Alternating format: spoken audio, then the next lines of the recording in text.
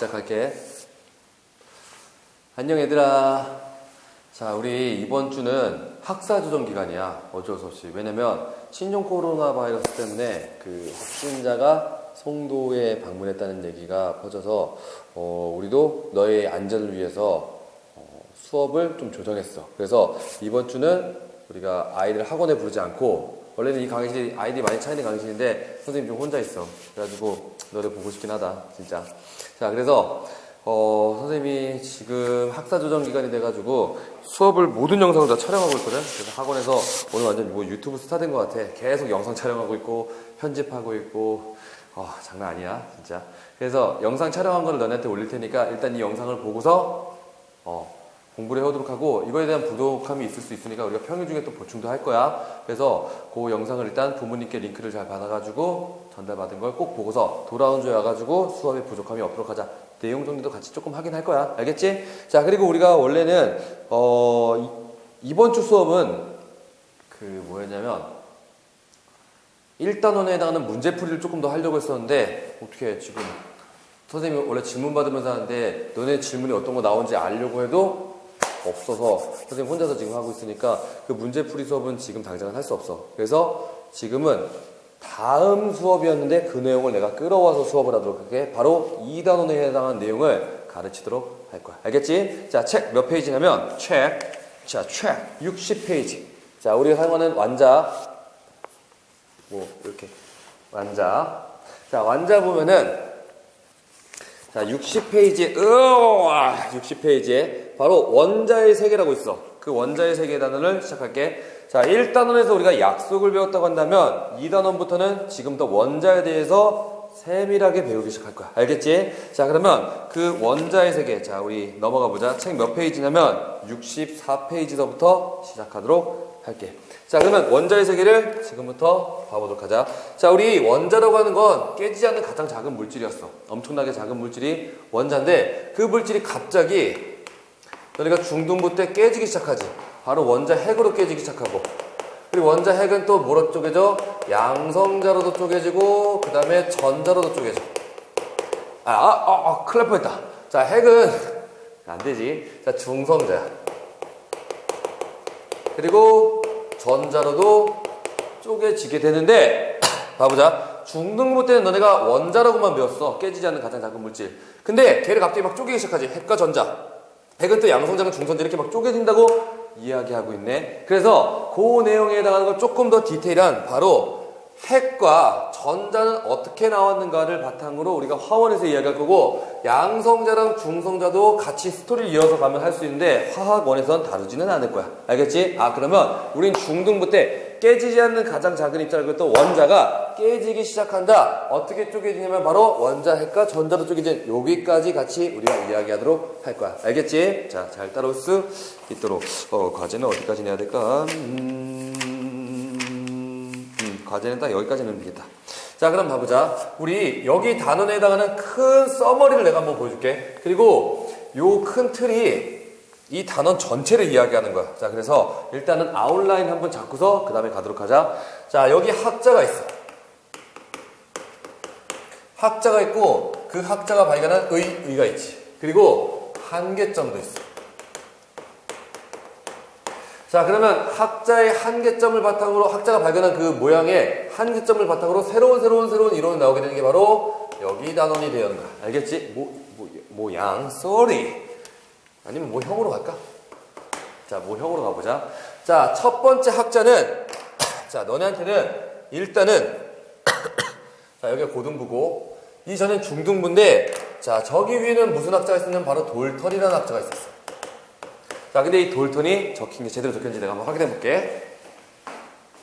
자, 아이고, 살짝 잘리네. 조금 더 아래로 써야겠다. 자, 돌턴이라는 학자가 있는데, 그 학자가 발견한 것은 바로 의의가 원자를 발견했다는 것이. 자, 근데 원자는 그 돌턴이 이야기했던 이런 모양, 깨지지 않는 가장 작은 입자의 모양이었었는데, 사실 어떻게 된다? 깨짐이 되는 거죠. 그래서 이 돌턴이 이야기했던 깨지지 않는 가장 작은 입자는 한계점이 있기 때문에 그런 것들을 우리가 차츰차츰 다른 학자랑, 그리고 다른 실험과 다른 의의를 통해서 이야기하도록 할 거야. 자, 그러면 우리 두 번째 학자가 바로 누구였냐면 톰슨이라는 학자가 있었어. 자, 그 학자가 발견한 것은 바로 뭐냐면 전자를 발견했네. 그 전자를 발견하면서 그 한계점 뭐냐면 바로 알파 입자 실험을 설명할 수가 없는 게 이 톰슨의 모양의 한계점이었어. 그래서 이때는 원자가 이렇게 있는데 전자가 어딘가 이렇게 퍼져 있는 걸 이야기할 수가 있는 게 바로 톰슨이 된 거지. 자, 그 다음에 나왔던 학자는 누구냐? 바로 러더퍼드라는 학자가 나왔어.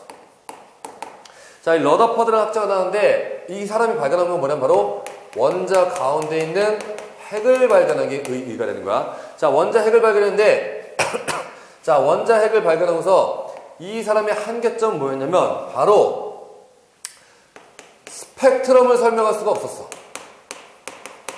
그래서 이 스펙트럼은 다음 시간에 배울 내용이야. 그래서 여기서부터는 전자가 이렇게 있는데 가운데 원자 핵이 있구나. 여기까지 우리가 이야기할 수 있게 되는 것들이지. 맞지?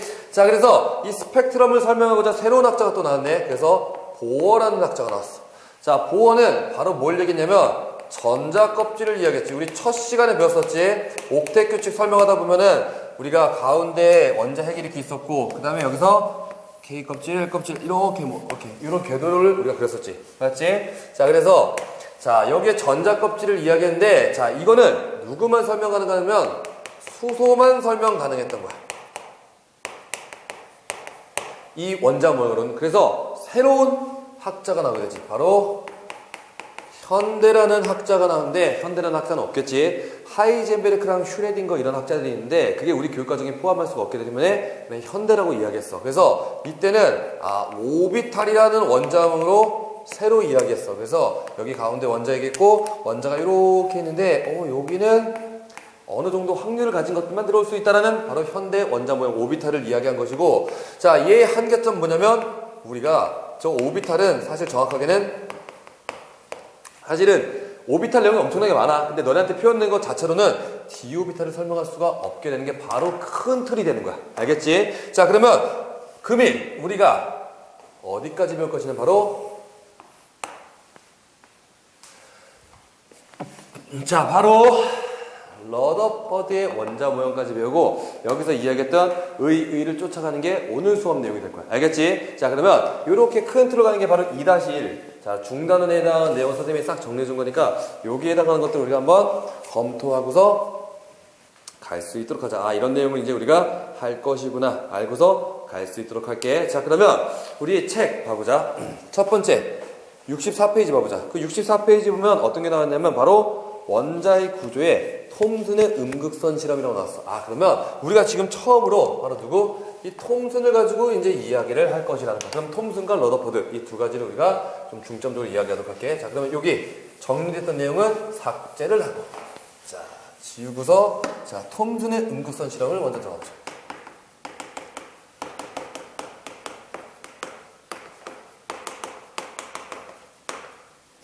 자, 얘들아 같이 필기도 하면서 해야 돼. 알겠지? 자, 톰슨의 음극선 실험이 있는데, 자, 이 톰슨의 음극선 실험은 봐보자. 이때 이전에 이야기했던 거는 원자, 깨지지 않는 가장 작은 입자라고 했던 원자를 바로 누가 얘기했지? 돌턴이 이야기했었지. 자, 그럼 여기 원자를 집어넣고서, 자, 거기 책에 보면 수소 방정관이라고 적혀 있는데, 여기는 적혀 있지 않은데, 뒤에서 차츰차츰 나올 거야. 그럼 여기다가 전압을 엄청나게 강력하게 걸어버린 거야. 자, 전압을 엄청나게 강력하게 걸어버리면, 자, 깨지지 않는 가장 작은 입자는 깨지면 안 되는 거지. 맞지? 근데 얘가 깨졌어. 어떻게 나올 수 있냐면 요렇게 하나 그리고 요렇게 하나 나올 수가 있었던 거야. 자, 봐보자. 우리 깨지지 않는 가장 작은 입자가 깨져서 하나하나씩 다른 걸로 나왔지. 다른 걸로 나오면 어떻게 할 수 있어? 이건 플러스 극이고 이건 마이너스 극이었지. 그러면 플러스 극이 잡아당겨진 거는 무슨 성질을 가지고 있다? 음의 성질을 가지고 있다. 정정기적 인력 때문에 다른 것끼리 잡아당기는 거지. 맞지? 자, 마이너스 극에는 무슨 양의 성질을 가지고 있는 게 서로 분리된 거야. 원자라고 했던 깨지지 않는 가장 작은 입자가. 그러면 얘는 적어도 플러스랑 마이너스로 있는 건 우리가 알 수가 있겠는데, 톰슨은 뭐에 대해서 실험했냐면 바로 요놈에 대해서 실험했어. 자, 요놈은 바로 뭐야? 음의 성질을 가지고 있는 바로 직선으로 튀어나오는 선, 바로 음극선을 가지고 실험을 하게 된 거죠, 톰슨은. 자, 그러면 이 음극선 가지고 실험을 했는데, 자, 봐보자. 음극선을 놨더니 거기 책에 그림이 자세하게 나와 있어. 자, 책에 있는 그림들을 보면은, 봐보자. 내가 여기다 십자가를 하는데 십자가 똑같은 그림자가 생기는 거네. 그럼 첫 번째로 알 수 있는 건 얘는 바로 자, 직진성을 띈다는 걸 알 수 있지. 자, 그리고 여기 봐보자. 얘에다 바람개비를 달았는데 얘가 쑥쑥 이렇게 돌아가네. 자, 쑥쑥 돌아간다는 거 혹시 이런 공식 알고 있나, 얘들아? F는 MA라는 공식이겠지. 자, 그러면 여기서 자, 가속도가 있게 되면 힘이 있게 되는 거지. 맞지? 질량 가속도가 힘이 있으니까 바람개비를 쑥쑥 돌릴 수 있다는 거야. 맞지? 자, 그러면 얘 힘이 있을 거면은 뭐가 있어야 된다? 바로 질량이 있어야 돼. 가속도랑 질량이 같이 있어야 되는 건데 힘을 통해서 뭐가 있다는 걸 알 수 있어? 아, 얘가 질량을 띠고 있는 물질이구나 알 수 있겠지. 자, 세 번째 봐보자. 여기다 우리가 자기장을 걸어줬어. 그 자기장이라고 하는 건 자, 책에 보면은 자, N극과 S극 이렇게 자, 자석으로 이렇게 걸어줬는데 얘가 슥 이쪽으로 휘었다는 거야. 그러면 우리 봐보자. 중3 과정에서 배운 건데 자, 오름나사법칙이라고 하지. 전류가 있으면 쓱 하면서 뭐가 생긴다? 자기장이 이렇게 생긴 거죠. 자기력 쓰는 방향. 자기장이 이렇게 형성되는 거니까 자기력과 전류는 서로 연관이 있어서 이렇게 해서 아, 그러면 얘는 자기장에서 영향을 받는다는 건 얘는 전하를 띠고 있다는 걸 우리가 알 수 있겠지. 자, 4번. 전하를 띠는데 이미 앞에선 얘기되어 있었어. 자, 얘를 어떻게? 플러스극과 마이너스극으로 바꿔버렸어.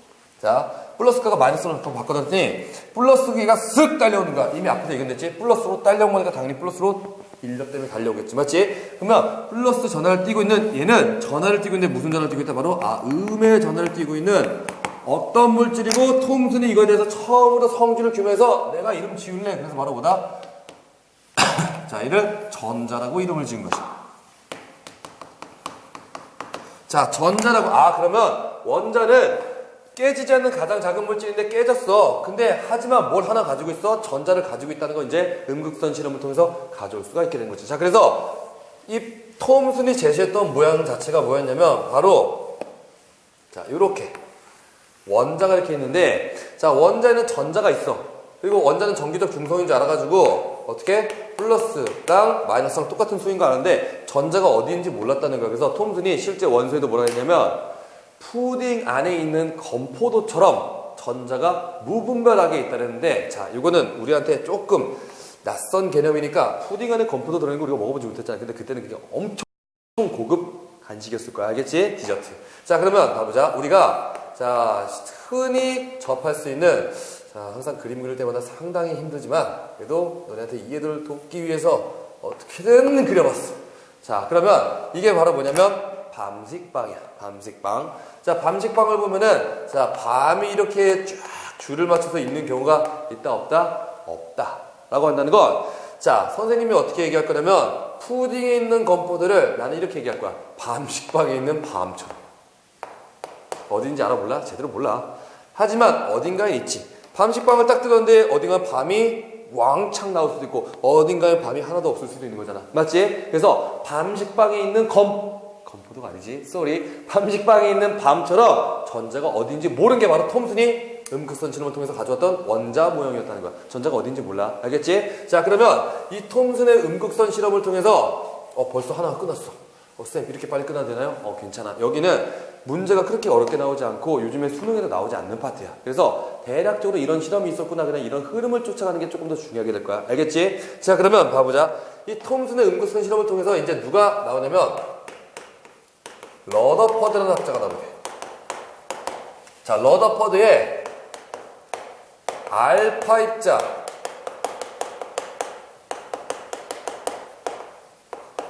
산란 실험을 우리가 이야기할 수 있는데 자, 러더퍼드의 알파 입자 자, 알파 입자가 뭐냐면 뒤에서 배울 거야. 자, 이렇게 생긴 헬륨이었어. 자, 쉽게 생각해서 우리는 이게 뭔지 아직 모르니까 얘는 플러스 양의 성질을 갖고 있구나라고 그냥 생각하도록 하자. 알겠지? 자, 그러면 우리가 자, 원자는 엄청나게 작은 거지. 자, 우리가 지금 러더퍼드의 알파 입자 자, 톰슨의 음극선 실험 전에는 무슨 모양이었어? 돌톤에 깨지지 않는 가장 작은 입자의 원자 모양에서 깨졌지. 그래서 이 전자에 대해서 음극선을 통해서 이야기한 게 바로 톰슨이었었고 자, 지금 내가 이야기하는 건 뭐야? 푸딩에 있는 건포도를 내가 예측하고 들어가는 거야. 알겠지? 자, 그럼 봐보자. 여기에 금속박이 있어. 자, 금속박인데 입자를 여기서 방출시킨 거지. 쭉 하고서 바로 이쪽에다가 알파 입자를 방출시켰어. 자, 알파 입자를 방출시켰는데 이 알파 입자가 대부분 통과할 거라 생각했어. 이 금속을.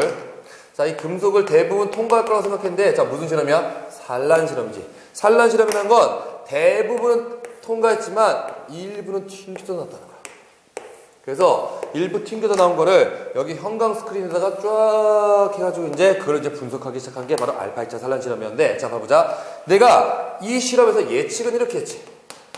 푸딩에 있는 건포도처럼 원자들이 요렇게 있을 것이니까 내가 어떻게 된 거야? 여기 푸딩에 있는 건포도 전자는 어디인지 모르는 거였지. 그래서 플러스긴 하지만 전자가 어디인지 모르는 상태에서 알파 입자를 쭉 쐈다는 거야. 쭉 쐈으면 난 다 통과할 거라 생각했어. 근데 실제로 통과하지 못했지. 통과하지 못했다는 건 가운데에서 통과를 방해하는 어떤 물질이 있다는 거야. 어떻게? 여기에 가운데 있는 거 어떻게 알았냐면 여기에 통과된 거를 분석해봤어. 여기다 통과된 걸 분석해봤더니, 자, 대부분은 통과했지만 가운데서 통과 못한 점이 있었고, 자, 여기를 통과한 거를 이렇게 가져온 거야. 여기는 지금 옆에서 쏜 거고 이렇게 싹 쏘고 있는 거지, 알파 입자를. 자, 알파 입자를 쏘고 있는 건데 대부분 통과했지만 가운데서 통과 못하는 점이 있었다는 걸 가져와서 가운데 어떤 방해하는 물질이 있구나 생각한 거지. 맞지? 그 방해하는 물질을 봤더니, 자, 봐보자. 우리 입자라고 하는 건 과학에서 크게 보면 얘는 질량을 이야기해. 자, 질량을 이야기했는데 얘 같은 경우는, 자, 봐보자. 이 입자는 바로 질량이 큰 입자였다는 거야.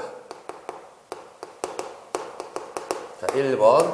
자, 그 다음에 그 입자는 봐보자. 알파 입자라고 하는 거 아까 내가 그랬지? 플러스 성질 입자였었지. 만약에 그 입자가 마이너스였어. 그러면 플러스가 가게 되면 어떻게 된다? 마이너스 철컥 달라붙겠지. 마이너스 철컥 달라붙는데, 자, 무슨 실험이야? 산란 실험이야. 그럼 어떻게 된다? 가서 튕겨져 나왔다는 거야. 튕겨져 나왔다고 하는 건 마이너스랑 마이너스랑 서로 배척하는, 플러스랑 서로 배척하는 바로 뭐야? 정전기적 청력이 있었다는 걸 알 수 있지. 그럼 얘는 바로 무슨 전화? 양의 전하를 띠고 있는 바로 원자 가운데에 있는 어떤 물질. 내가 처음 발견했으니까 내가 이름 지어줄게. 바로 얘를 뭐라고 불렀냐? 원자 핵이라고 불렀다는 거지. 알겠지? 그래서 이 원자 핵을 발견한 게 바로 누가 된다? 러더퍼드가 되는 것이고, 그 러더퍼드가 바로 그 알파 입자 산란 실험을 통해서 질량수가 크고 가운데 양의 전을 띠고 있는 그 물질은 원자 핵이라고 이름을 지어버린 거야. 맞지? 자, 그러면 가보자. 자, 좀 재밌는 게 있는데, 자, 우리 65페이지 봐보자. 65페이지 보면, 자, 러더퍼드의 알파 입자 산란 실험 몇 년도야, 얘들아? 1911년도야. 맞지? 자, 1911년이고, 자, 우리 그 다음 페이지 가볼까? 자, 그 다음 페이지 가면, 양성자의 발견. 자, 2번에 보면 뭐가 있어? 양성자의 발견도 누가 있지? 러더퍼드가 있어. 자, 이쪽은 좀 잘 안 보일 수 있으니까. 자, 러더퍼드가 양성자 발견했는데, 자, 그때는 몇 년이냐면 바로 1919년이야. 1919년에 발견했고, 무슨 실험이야? 알파 입자 산란 실험으로 발견한 것은 아니었다는 거야. 알겠지? 자, 아니었기 때문에 우리가 5개념을 가져갈 수도 있어. 자, 내가 아까 앞에서 간단하게 이야기했지만 전자랑 원자 핵을 발견한 것을 가지고서 우리가 화학원이 써지는 거고, 양성자. 자, 너네가 똑똑해가지고 원자핵 안에 양성자랑 중성자가 있는 거 우리가 다 알고 있지만 양성자, 중성자는 우리한테 나오지 않아. 근데 이 책이 조금 내용이 깊어가지고 그냥 스토리에 맞춰서 나온 것 뿐이야. 자, 너네가 이렇게 5개념을 가질 수 있지. 러더퍼드 알파 입자 산란 실험을 통해서 발견한 게 바로 양성자이다 나올 수가 있게 되는 건데, 하지만 러더퍼드 알파 입자 산란 실험 통해서 발견한 건 뭐야? 바로 원자 핵이었다는 거야. 1911년도에. 양성자는 1919년에 발견한 것이고 무슨 실험인지 우리는 알지도 못해. 이 책에 나와 있지 않으니까. 알겠지? 자, 그래서 그런 5개념을 가져가지 말자고 내가 너네한테 지금 이야기한 거고, 자, 중성자의 발견 또 러더퍼드가 예측하고, 자, 우리 책 66페이지 맨 밑에 있네. 중성자의 발견 누구야? 1932년에 체드윅이라는 사람이 발견했다고 하는데, 그 사람은 러더퍼드의 뒤잘 때. 그냥 그래서 스토리만 알고 있으면 돼. 자, 그러면 우리가 지금, 자, 앞에서 자, 톰슨도 있었고 러더퍼드도 있었고 보어도 있었고 오비탈도 있었는데 그 중에 절반은 한 것 같지만 사실 뒤에가 내용은 더 많아. 그걸 포함하게 되면 너무 내용이 길어지니까 내가 현 강에서 하려고 지금 얘기하진 않은 거야. 자, 그러면 톰슨과 러더퍼드를 통해서 우리가 여기 실험의 의의를 한번 바탕으로 어떤 것들이 나올 수 있는지 이야기해 보도록 하자. 자, 그러면 68페이지 한번 볼까? 68페이지 한번 넘어가 보도록 하자. 자, 그러면 원자의 구조를 우리가 지금부터 이야기할 수 있게 되는 것이. 자, 그러면 원자의 구조를, 자, 우리가 배운 내용을 바탕으로 이야기할 거야. 자, 사실은 중등부 때부터 나와 있긴 했지만 어떤 실험을 통해서 구해졌는지만 나와 있지 않았던 거였어. 자, 그러면 원자를 봐보자. 자, 가장 앞에 썼던 건데 원자는 바로 원자핵이었었지. 자, 누가 발견한 거지 얘들아? 러더버드가 무슨 실험을 통해서? 알파 입자 산란 실험을 통해서 몇 년도에? 1911년도에 발견한 게 바로 원자핵이 되는 거지. 자, 그 다음에 원자핵과 같이 더불어서 나올 수 있는 게 바로 누가 된다? 전자가 이렇게 있겠지. 누가? 톰슨이 음극선 실험을 통해서 발견한 게 바로 전자가 되는 걸 알 수 있고. 자, 그리고 여기에서 우리는 알고 있지만 여기선 다루지 않는 양성자랑 중성자도 우리가 같이 이야기할 수 있지. 자, 그러면 우리 봐보자. 이 양성자는 앞으로 P로 쓸 거야. 중성자는 N으로 쓰고 전자는 E로 나타내는 거라고 하는 걸 우리가 알고 있도록 하자. 왜냐면 양성자는 영어로 프로톤이라고 이야기해. 그래서 앞에서 P만 따온 것이며 중성자는 뉴트론이라고 하는 거지. 그래서 N만 따온 것이고 전자는 일렉트론이었는데 여기서 E만 따서 우리가 P, N, E가 바로 양성자, 중성자, 전자가 되는 거 알고서 가도록 하자. 자, 그러면 우리 봐보자. 원자가 있는데 자, 질량 한번 봐볼까요? 질량. 자, 질량은 1.67 곱하기 673인데 그냥 용어 쓸게. 10의 마이너스 24승g이지. 얘도 1.67 곱하기 10의 마이너스 24승g이고 자, 그 다음 얘는 9.19 곱하기 바로 몇이 된다? 10의 마이너스 28승이었다는 거야. 와, 어때? 너무나 작지? 자, 화학자들은 이 작은 질량을 그대로 사용할까 하지 않을까? 하지 않는 게 우리가 앞에서 배웠던 바로 몰이 되는 거잖아. 맞지? 자, 우리 앞에 내용 한번 다시 한번 꺼내볼까? 자, 1.99 곱하기 10의 마이너스 23승g. 너무나 작은 숫자지. 이게 바로 누구야? 탄소 원자 한 개의 실제 질량이었어. 그러면 여기다가 우리가 6.02 곱하기 10의 23승계수를 해서 바로 몇을 가졌다? 10이라는 질량을 가진 게 바로 원자량이었잖아. 맞지? 상대적 질량. 그래서 이걸 기준으로 상대적 질량을 나타내는 게 바로 원자량이 되는 거였었지. 맞아? 자, 너무나 작으니까 우리가 이 작은 걸 그대로 사용한다 하지 않는다? 하지 않는다. 그래서 질량을 우리가 뭘로 나타내면 바로 질량비로 나타내는 거야. 그게 바로 뭐야? 원자량이었었다고. 이렇게 다 아보가드로 수를 곱해가지고 우리가 상대적 질량을 만들어 놓은 거야. 자, 그럼 얘는 몇이 된다? 1대 1837분의 1이 되는 걸 이야기할 수가 있게 되는 거지. 자, 똑같이 전하량도 봐보자. 자, 중성자는 전하량이 없어. 자, 전하량은 1.6 곱하기 10의 마이너스 19승 쿨롱이야. 너무나 작잖아. 그러면 그것도 똑같이 전하량비로 1 그리고 마이너스 1 이렇게 나타낼 수가 있게 되는 것이. 자, 그러면 우리가 요 내용을 바탕으로 이제 뭘 표시할 수 있냐면 원자를 표시할 수가 있게 된다. 자, 그러면 봐보자. 자, 임의 원소 X가 있는데 자, 여기 밑에는 뭘 나타낼 수 있냐면 원자 번호를 나타낼 수가 있어. 자, 원자 번호인데 이 원자 번호는 양성자 수로 나타낸다고 우리가 뒤에서 원소 주기율표에서 우리가 같이 배우게 될 거야. 알겠지? 자, 그러면 원자라고 하는 건 정기적 중성이기 때문에 얘가 플러스면은 누구도 똑같아야 돼? 바로 마이너스 값도 똑같아야 된다는 거야. 알겠지? 자, 그러면 이 플러스랑 누구? 바로 이수랑 플러스가 양성자고 전자가 바로 2니까 얘가 수가 똑같아야 되는 게 바로 원자 번호가 되는 걸 알 수가 있지. 맞지? 자, 그러면 하나만 더 해볼까? 자, 여기 위는 뭘 나타낼 거냐? 우리가 질량수를 나타낼 거야. 자, 질량수를 나타낼 건데 자, 질량은 양성자랑 중성자, 전자 다 가지고 있어. 전자는 아까 톰슨의 음극선 실험을 통해서 질량을 가지고 있었지. 맞지? 자, 그러면 질량수는 누구랑 누구? 양성자랑 중성자만 할 거라는 거야. 왜? 전자도 질량이 있어. 근데 너무나 작아서 그 질량은 어떻게 할 것이다? 바로 무시할 것이다가 되는 게 바로 화학원이 되는 거야. 알겠지? 그러면 양성자 수 더하기 중성자 수가 바로 전체 질량수가 되는 거 우리가 알 수가 있게 되는 거지. 맞지? 자, 그러면 이걸 우리가 이제 연습을 해보자. 자, 원자번호 6번에 탄소가 있었어. 질량수가 12라네. 자, 그러면 여기에 양성자 수랑 중성자 수랑 전자 수랑 그리고 중성자 수 우리가 한번 나타내 볼까? 자, 그럼 봐보자. 양성자 원자 번호를 썼지. 맞지? 그럼 몇 번이야? 6번이니까 양성자 6개 있는 거지.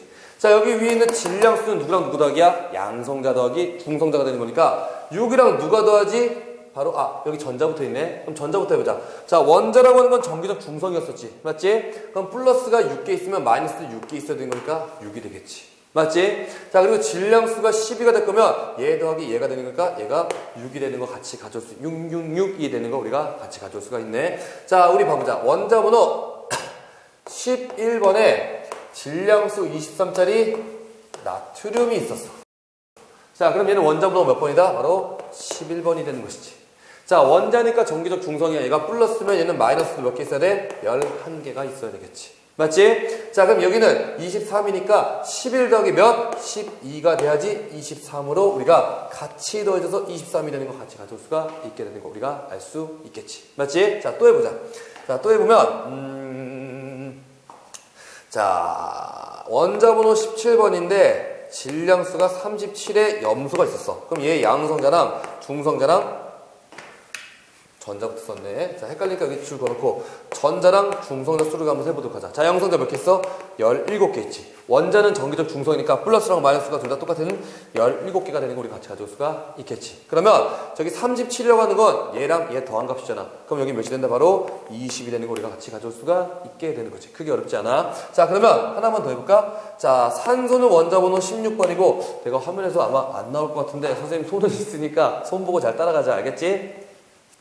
자, 손을 보고 잘 따라가도록 하자. 이런 거 얼굴 다 나오고 있으면 완전 민망할 텐데. 자, 그러면 원자번호이 몇 번이냐면 8번이야. 자, 양성자 원자번호니까 8번이 될 수 있고. 자, 그 다음에 전자수가 똑같아야지 바로 전기적 중성이 될 수가 있겠지. 맞지? 그리고 16이니까 중성자 몇 개 있는다? 10개. 8, 8, 8이 되는 거. 얘 둘이 합쳐서 8, 8. 얘 전자도 8개, 양성자도 8개 되는 거 우리가 같이 나타낼 수가 있게 되는 거지. 자, 그러면 우리 자, 다른 거 한번 봐볼까?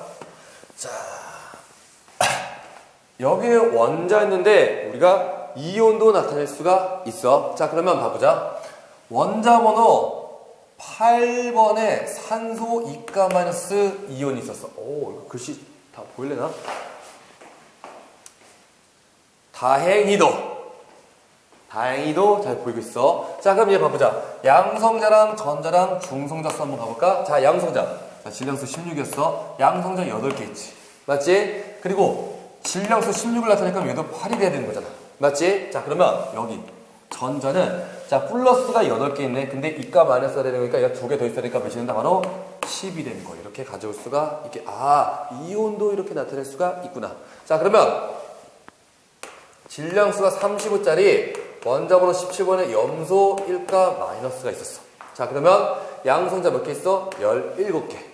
자, 전자는 몇 개 있어야 돼? 하나 더 많아야 되는 거니까 18개. 플러스 17, 마이너스 18이 되는지 마이너스 1이 되는 거지. 맞지? 그럼 17가 누가 더해야지 35가 되는 거야? 바로 18이 더해야지 35가 되는 거 같이 가져올 수가 있겠지. 자, 그러면 양이온 하나만 더 해보자. 자, 질량수가 23짜리 바로 나트륨 플러스 1가 양이온이 원자보다 11번이네. 자, 양성자수랑 전자수랑 중성자수 한번 볼까? 자, 양성자 몇 개 있어? 11개. 맞지? 자, 그러면 질량수는 12가 돼야지 둘이 더해서 23이 되겠지. 플러스 1가가 될 거면 전자 몇 개 있어야 된다? 10개 있어야지 플러스 1가 마이너스 10 해서 플러스 11가 마이너스 10을 해서 플러스 1이 되는 걸 우리가 나타낼 수가 있게 되는 거지. 자, 그러면 이 내용을 바탕으로 우리가 뭘 들어갈 거냐면 바로 자, 책 몇 페이지냐면 69페이지를 할 거야. 알겠지? 자, 69페이지에서 바로 동위원소라고 나와 있어.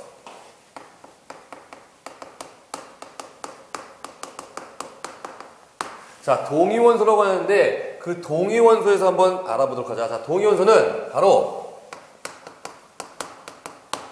자, 같은 종류의 원소 그리고 다른 질량수를 갖는 거 우리가 동위원소라고 하지. 자, 동위원소에 어떤 게 있냐면 같은 종류의 원소 바로 수소, 그 다음에 중수소, 그 다음에 삼중수소 이렇게 총 3가지가 있어. 자, 봐보자. 양성자수는 똑같이 다 1, 1, 1이 되는 거지. 자, 전자수도 다 원자니까 둘의 플러스로 마이너스 값이 똑같아야 되는 거지. 자, 그러면 중성자수 봐볼까? 자, 얘 1은 양성자랑 중성자가 더해져서 1이 된 건데 자, 얘 1이 됐어. 양성자 이미 1이 하나 있으니까 얘는 0이 되는 거 우리가 같이 가져올 수가 있겠네. 맞지? 자, 그리고 여기 2를 봐보자. 양성자 1. 그리고 2가 된다는 건 중성자 몇 개 있다? 1이 있었다는 거 우리가 알 수 있겠지. 그래, 둘이 합쳐서 1이 될 수 있지. 자, 3이 된다는 건 양성자 여기 몇 개 있어? 1. 중성자 몇 개 있어야 돼? 바로 2가 있어야지 바로 3을 가져올 수가 있게 되는 거고, 요걸 한번 그림으로 그려보자. 자, 그림으로 그려보면, 자, 가운데 원자 핵이 있는데, 원자핵에 양성자 하나 있었고, 전자 이렇게 하나 있었네. 아, 그리고 아까 이야기하지 못했지만, 자, 우리 러더퍼드 알파 입자 산란 실험에서 원자 핵이 있는 거 알았지? 대부분의 지금 알파 입자가 다 통과한 거잖아. 다 통과했는데 한 점 여기 원자 핵에서만 통과하지 못했어. 근데 그 대부분이라고 하는 게 얼마큼인지 알려줄게. 자, 이렇게 지구가 있었어. 자, 지구가 원자라고 한다면, 자, 여기 있는 탁구공. 자, 이 탁구공이 바로 뭐가 되냐면 원자 핵이 되는 거야. 그러면 봐보자. 지구 전체에서 이 탁구공 하나만 원자핵이라고 하는 건 진짜 원자는 대부분 비어있고 그 가운데만 원자 핵만 조금 차있던 거야. 알겠지? 자, 만약에 이게 축구 경기장이야.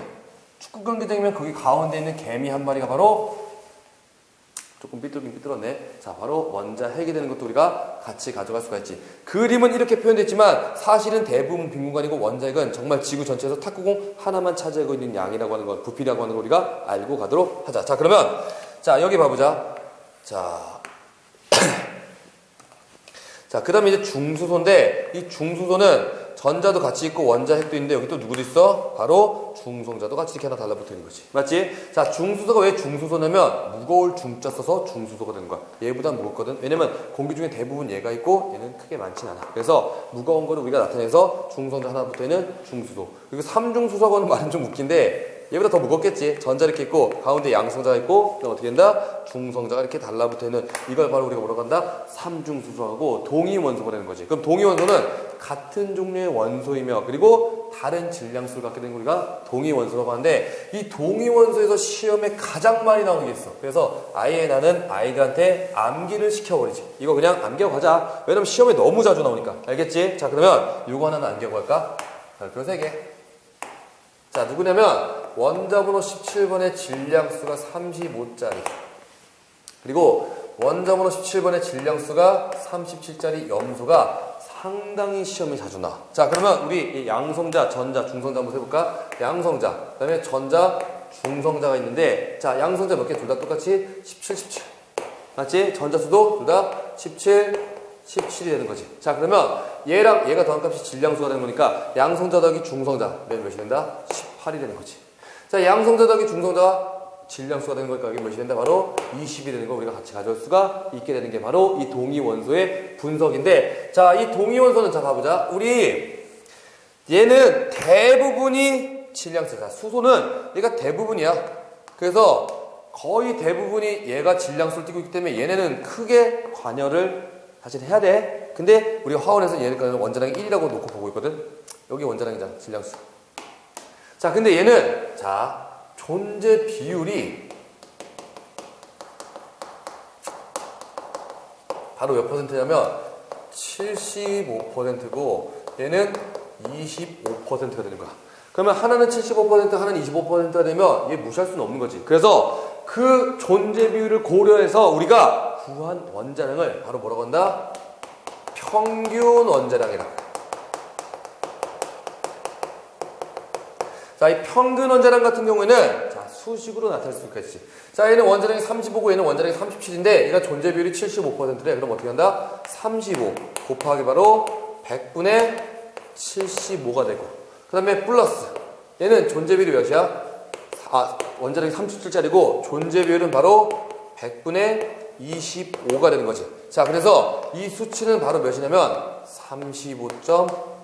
35.5가 되는 것도 아예 그 값을 우리가 암기해두도록 하자.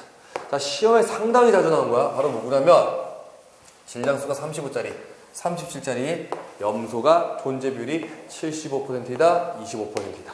그리고 이놈의 평균 원자량은 바로 몇이 된다? 이렇게 계산식은 나오지만 35.5가 된다는 것도 우리가 같이 알아두도록 하자. 알겠지? 그래서 이 평균 원자량 상당히 중요한 거니까 꼭 암기하도록 테스트 봐야 되나? 일단은 그건 내가 다음 시간에 너네한테 물어봐서 잘 대답하지 못하면 테스트를 볼 것이며 그만큼 중요하다는 거야. 알겠지? 공식은 아니지만 너무 자주 나와서 중요해. 그리고 잘 대답하면은 테스트는 보지 않을게. 다 영상 보고 있지? 잘? 막 유튜브 틀어가지고 다른 거 막 보고 있는 거 아니지? 자, 그러면 우리 69페이지 봐보자. 자, 69페이지에 마지막 여기 밑줄만 치고서 이번 수업은 끝내도록 할게. 자, 동위원소에는 성질이 있어. 자, 그 성질이 있는데, 자, 성질 2번 봐보자. 자, 화학적 성질이 비슷하다. 자, 왜냐면 같은 종류의 원소니까. 화학적 성질이 비슷한 거에 우리가 밑줄 치도록 하자. 알겠지? 자, 그리고 밀도, 녹는 점, 끓는 점과 같은 무슨 성질이 다르다? 물리적 성질이 다르다는 거야. 자, 우리 만약에 끓는 점 가지고 얘기해보자. 끓는 점은 분자 사이 인력과 비례하는데, 자, 우리 만류 인력 공식 있지? 자, F는 G 곱하기 R 제곱분의 바로 M1, M2라고 하는 이 만류 인력 공식인데, M 값이 크면 클수록 어떻게 된다? F 값도 크게 되는 거 우리가 알 수 있지. 맞지? 자, 그러면 봐보자. 얘보다는 얘가 서로 화학 힘량이 더 큰 거잖아. 그러면 1짜리끼리 잡아당기는 거랑 3짜리끼리 잡아당기는 거 어떻게 된다? 얘가 잡아당기는 인력이 더 크니까 질량이 더 크니까 인력이 더 크게 되는, 끓는 점이 더 높아지게 되는 이런 물리적 성질이 다르게 되는 거 우리가 알 수가 있게 되는 거지. 자, 그래서 물리적 성질이 다르다. 뭐가 다르기 때문에? 바로 질량수가 다 제각각 다르기 때문에 물리적 성질은 다르다고 하는 걸 우리가 알고 갈 수가 있게 되는 거지. 알겠지? 자, 그래서 여기에 해당하는 내용까지 설명하고서, 자, 과제는 몇 페이지까지냐면, 자, 우리 2단원에서 첫 번째 과제가 나왔어. 자, 우리 2단원 67페이지서부터. 자, 과제는 여기다 적어줄게. 자, 과제는 페이지 67부터.